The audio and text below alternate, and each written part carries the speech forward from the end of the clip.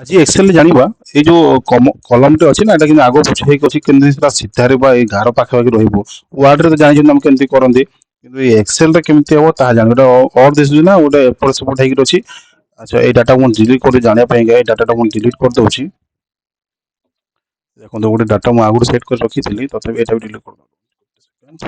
ହଁ ଦେଖନ୍ତୁ ଏଇଟାକୁ କେମିତି ଆମେ କରିବା ଏଟାକୁ ପ୍ରଥମେ ଏତିକି ସିଲେକ୍ଟ କରିନେବା ହେଲା। ତାପରେ କଣ କରିବା କଣ୍ଟ୍ରୋଲ କୁ ହୋଲ୍ଡ କରିକି ୱାନ୍ କୁ ପ୍ରେସ୍ କରିବା। ଆସିଲା ନା ଏଟା ଏ କଷ୍ଟମ କୁ ଯିବା। କଷ୍ଟମ କୁ ଯାଇ ଜେନେରାଲ ଟାକୁ ବ୍ୟାକ୍ କରିକି ଏଠି ପ୍ରେସ୍ କରିବା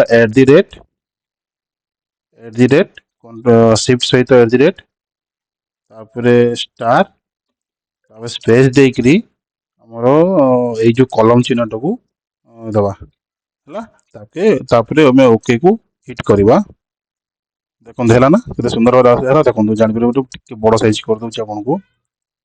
ଦେଖନ୍ତୁ ଆସିଲା ନା ସାଇଜରେ ଭଲ ଦିଶିଲା। ଯଦି ଭିଡ଼ିଓଟି ଭଲ ଲାଗିଲା ତାହେଲେ ଓଡି କମ୍ପ୍ୟୁଟରକୁ ଲାଇକ୍ ଆଣ୍ଡ ଫଲୋ ସବସ୍କ୍ରାଇବ କରନ୍ତୁ। ଧନ୍ୟବାଦ।